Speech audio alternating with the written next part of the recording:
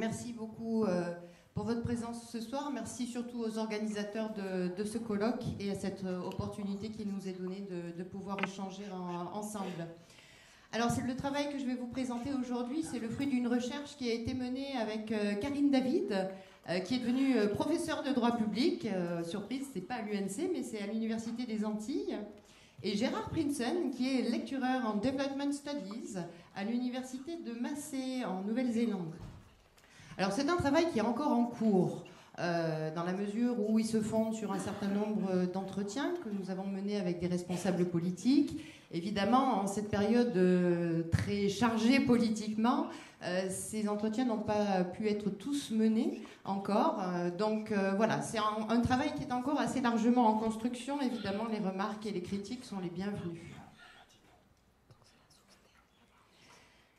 Dans le cadre du processus de décolonisation, le cas des petites économies insulaires a fait l'objet d'une attention croissante sur la scène internationale depuis la première vague d'indépendance. Les difficultés rencontrées par de nombreux États insulaires nouvellement indépendants dans la poursuite du développement national, en particulier leur grande vulnérabilité sur le plan économique et sur le plan environnemental, ont conduit à analyser de façon approfondie les configurations économiques et sociales singulières forgées au fil de l'histoire par leur structure topologique spécifique. Fait remarquable, depuis 1983, aucun référendum d'autodétermination organisé dans l'un des territoires non autonomes à décoloniser selon l'ONU n'a abouti à l'indépendance, et tous conservent, alors avec des statuts et des degrés divers, une affiliation vis-à-vis de leur ancienne puissance coloniale. Ce refus de la pleine souveraineté constitue-t-il une pause infinie à rebours du processus de décolonisation ? Ou bien faut-il y voir l'émergence d'une autre forme de souveraineté à travers la mise en œuvre d'arrangements autonomistes, parfois poussés jusqu'à l'extrême, comme c'est le cas pour les îles Cook ou Niue. Ces questions ont fait l'objet d'intenses débats sur le plan théorique. Qu'en est-il de la Nouvelle-Calédonie ? L'accord de Nouméa a exploré la voie d'un nouveau modèle de décolonisation. Au lendemain de la première consultation référendaire sur le transfert des dernières compétences régaliennes, il paraît important d'analyser comment les concepts de souveraineté, de décolonisation et d'indépendance sont revisités afin de répondre aux aspirations et contraintes des populations de l'archipel. Les résultats du référendum d'autodétermination du 4 novembre dernier, à 56,7% en faveur du maintien dans la République française, doivent-ils s'analyser comme la confirmation d'une dissociation entre indépendance et souveraineté, déjà mise en lumière par Gagné et Salin dans leur ouvrage ? Révèle-t-il l'émergence d'une souveraineté ilienne grâce à la mise en œuvre d'accords successifs de décolonisation allant dans le sens d'une plus grande autonomie et la reconnaissance d'une souveraineté partagée ? Qu'en est-il de la souveraineté du peuple autochtone ? Voici quelques-unes des questions auxquelles nous allons tenter de répondre. Pour cela, dans un premier temps, nous verrons comment l'accord de Nouméa appréhende les notions clés évoquées dans cette présentation. Ensuite, nous tenterons de positionner la Nouvelle-Calédonie par rapport au concept de souveraineté ilienne, afin d'établir si la situation du pays s'inscrit au moins partiellement dans ce mouvement.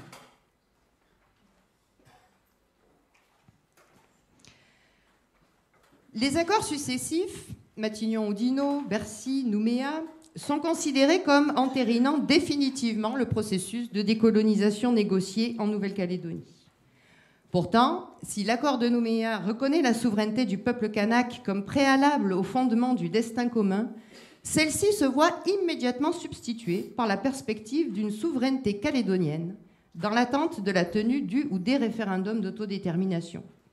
Le dernier alinéa du point 3 du préambule de l'accord stipule en effet « Il convient de faire mémoire de ces moments difficiles, de reconnaître les fautes, de restituer au peuple kanak son identité confisquée, ce qui équivaut pour lui à une reconnaissance de sa souveraineté préalable à la fondation d'une nouvelle souveraineté partagée dans un destin commun. » Le partage de souveraineté auquel il est fait référence ici établit en réalité le rejet d'une souveraineté de la Nouvelle-Calédonie se résumant à une souveraineté kanak, laquelle s'exprime justement dans l'acception de la construction d'un destin commun avec les autres communautés présentes en Nouvelle-Calédonie.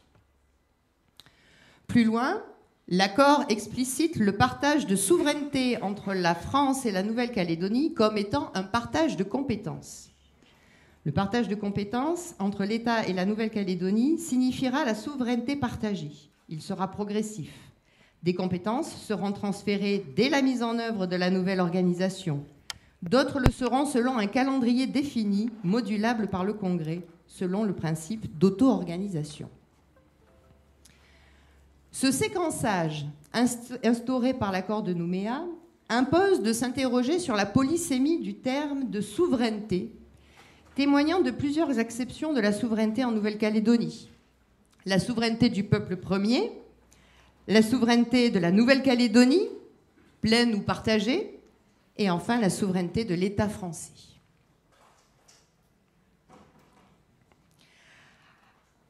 Alors, le débat sur la souveraineté du peuple kanak peut être appréhendé de manière plus ou moins consensuelle.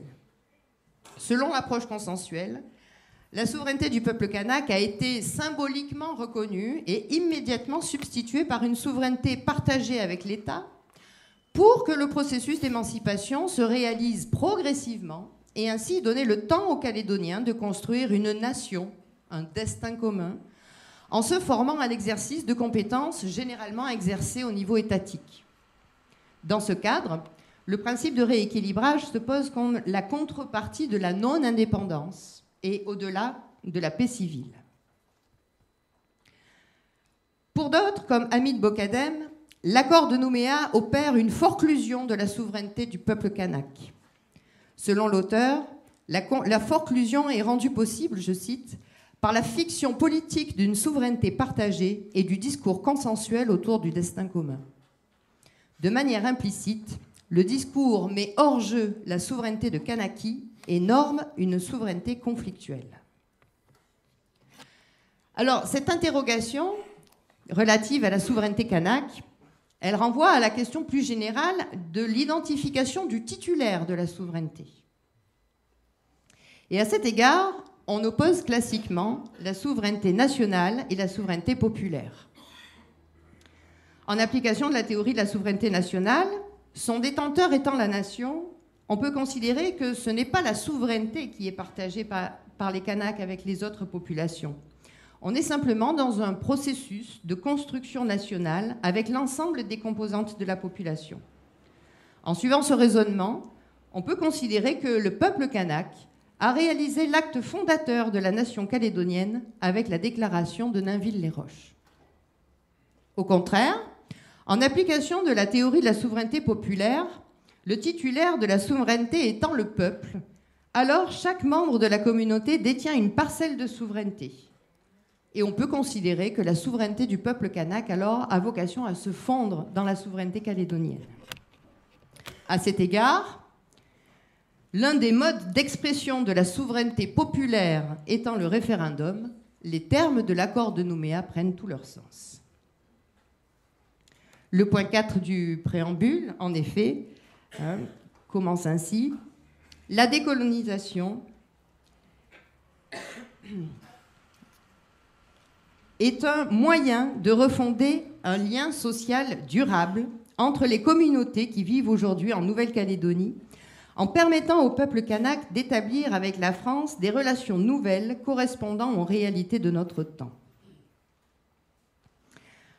Le processus de décolonisation déployé par l'accord n'a donc pas pour finalité première de restituer au peuple kanak son droit à l'autodétermination, mais il constitue avant tout un moyen de préserver la paix sociale avec un objectif affiché de maintien des relations avec la France.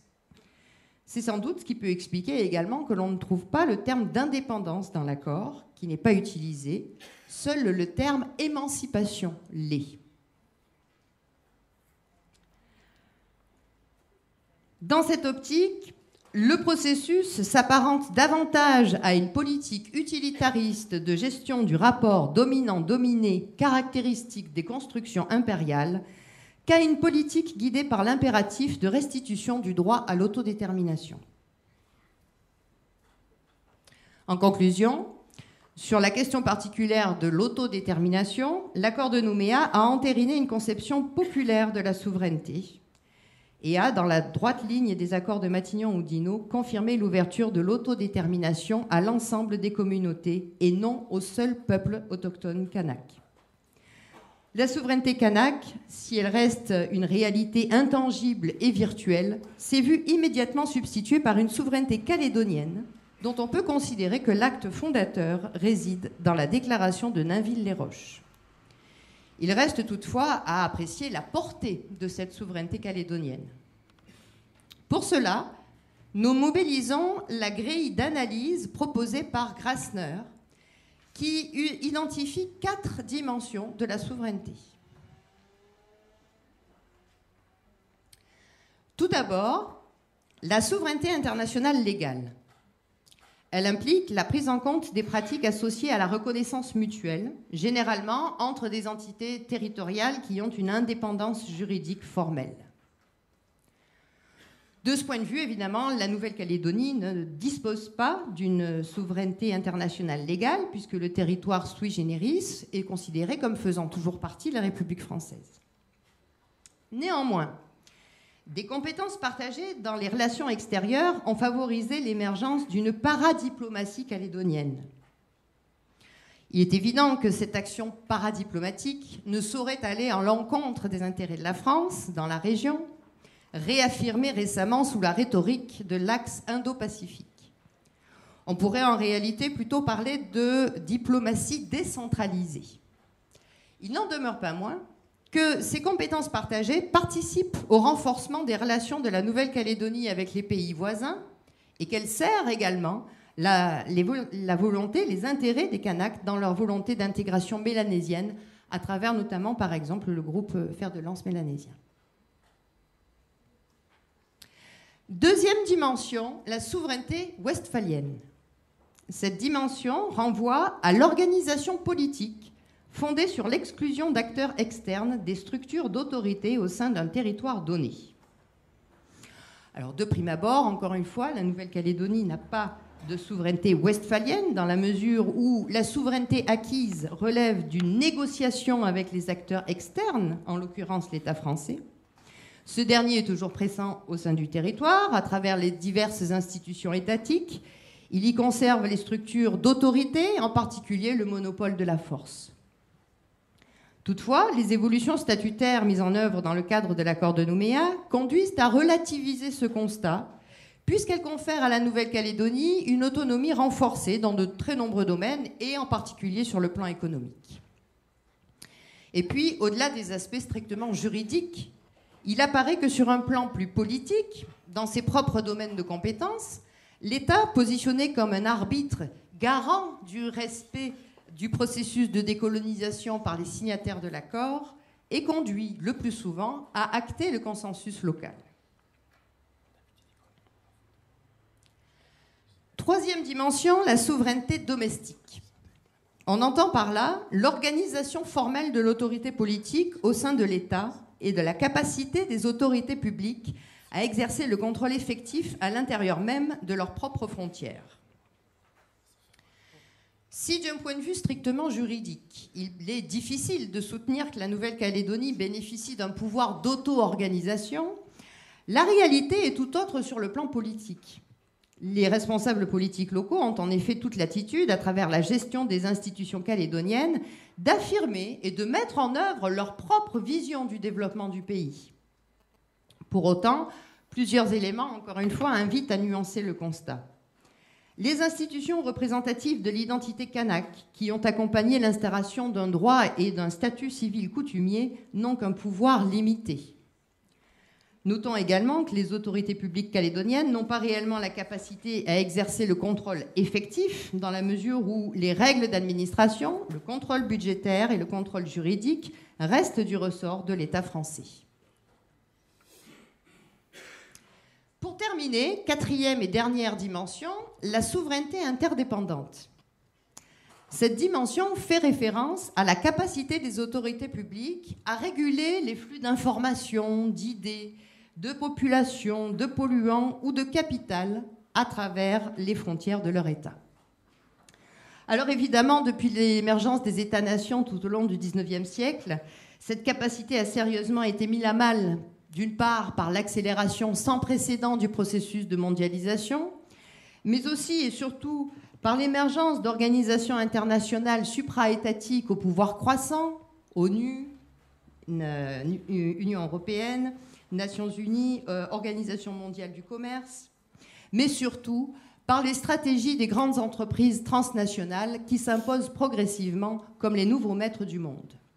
C'est d'ailleurs ce qui a en grande partie conduit à revisiter les notions de souveraineté et d'indépendance économique sur le plan théorique.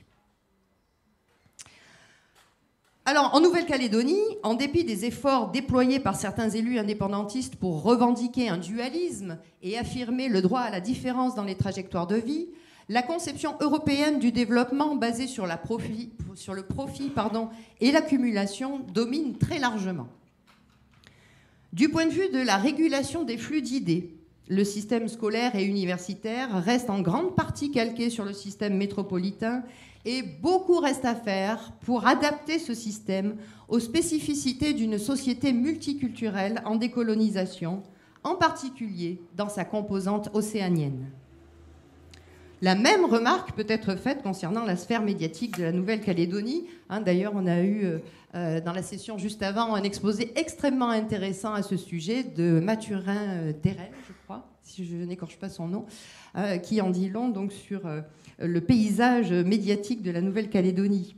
De la même façon, les difficultés rencontrées dans l'adaptation des programmes d'histoire sont tout à fait éloquentes, de même que la faible capacité à mettre l'identité kanak au cœur de la société calédonienne.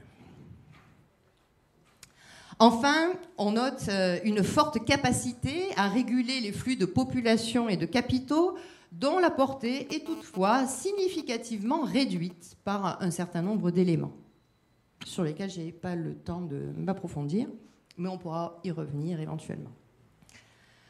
En conclusion, il ressort de l'analyse que les attributs de la souveraineté calédonienne sont essentiellement ceux d'une souveraineté domestique et interdépendante qui s'exprime dans un cadre contraint par des négociations tripartites qui restent encore profondément dominées par le système français. C'est d'ailleurs la caractéristique du concept de souveraineté ilienne, qui implique à la fois le renoncement à des attributs de la souveraineté externe, en lien avec le contrôle aussi, au profit d'autres attributs de la souveraineté interne.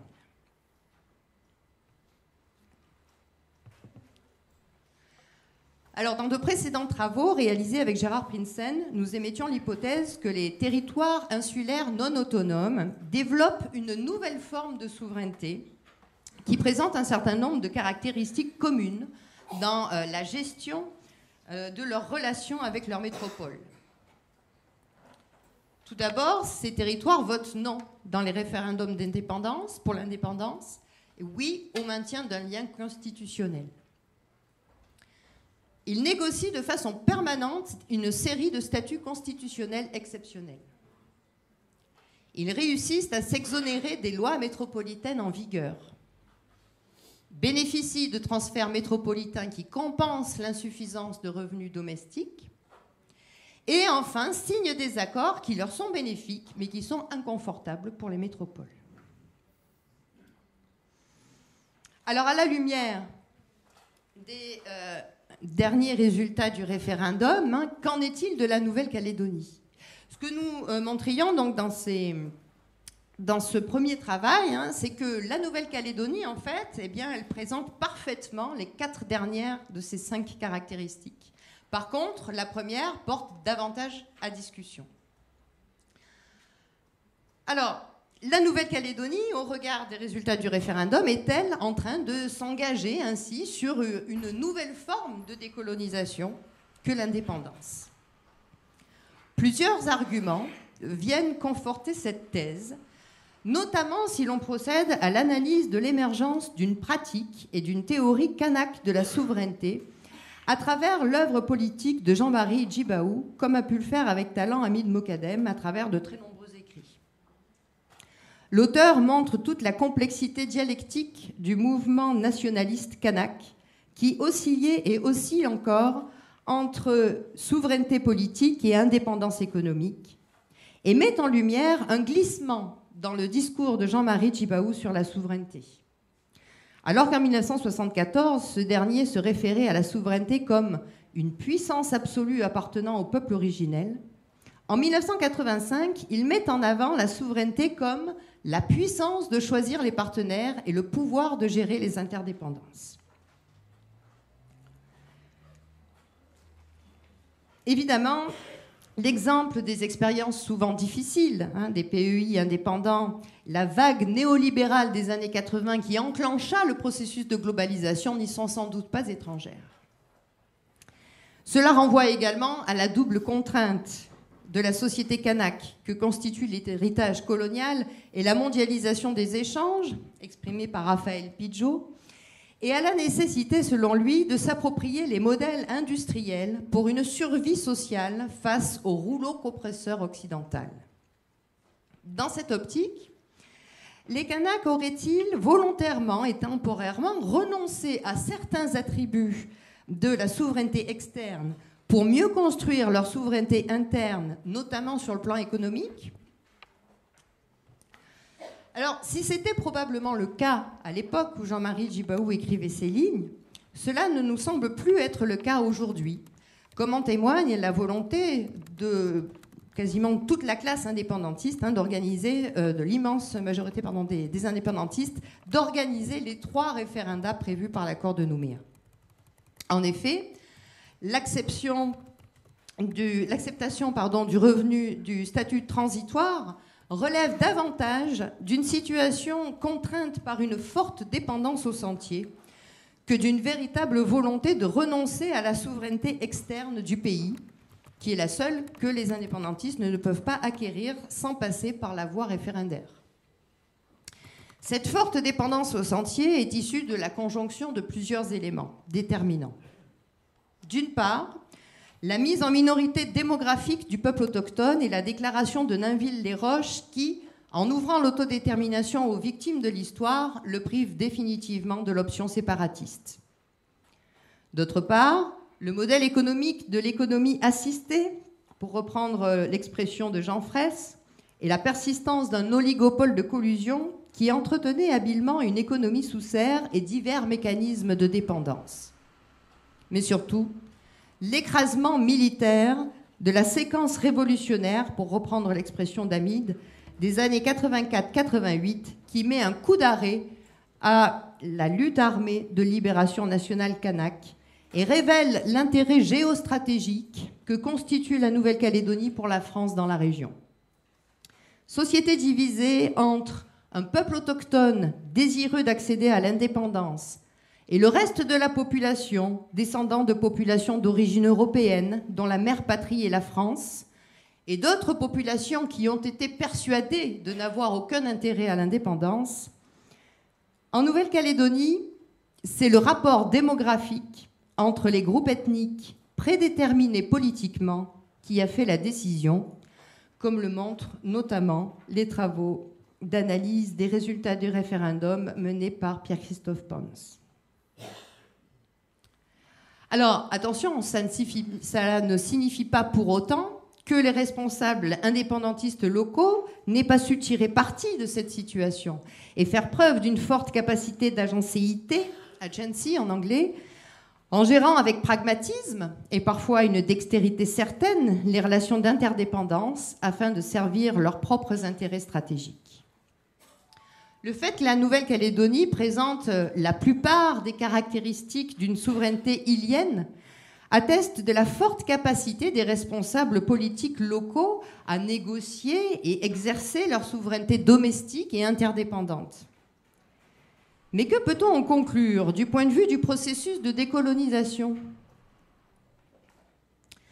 En investissant les institutions de la République Et en se convertissant progressivement à l'économie marchande capitaliste, les Kanaks ne restent-ils pas prisonniers des systèmes de représentation et des modèles politiques et économiques exogènes ? La stratégie qui vise à engloutir celui qui m'engloutit pourrait bien s'avérer être un pari dangereux, car le capitalisme, lui aussi, digère sa propre critique. Cela explique d'ailleurs l'écart croissant qui s'est creusé entre une bonne partie de la base militante indépendantiste kanak et leurs élites politiques, considérées comme trop consensuelles, voire acquises à la cause du développement capitaliste. Alors évidemment, force est de reconnaître que le fonctionnement collégial du gouvernement ne permet pas au peuple kanak d'imposer des réformes progressistes ou d'aller plus vite et plus loin dans la reconnaissance de l'identité et de la société kanak. Malgré la légère inflexion due à la mise en place des institutions représentatives de l'identité kanak, à l'action des provinces, aux efforts substantiels déployés dans les politiques de rééquilibrage, la société néo-calédonienne reste profondément inégalitaire, en particulier sur le plan ethnique, comme le montrent les travaux de Samuel Gorohouna et Catherine Riss, et le rééquilibrage est loin d'être achevé. En conclusion, le chemin est encore long sur la voie de la décolonisation en Kanaki-Nouvelle-Calédonie, et pour cause, la décolonisation ne se limite pas à un processus institutionnel, elle requiert une transformation des mentalités, et de ce point de vue-là, je pense qu'il y a encore beaucoup à faire. Merci de votre attention.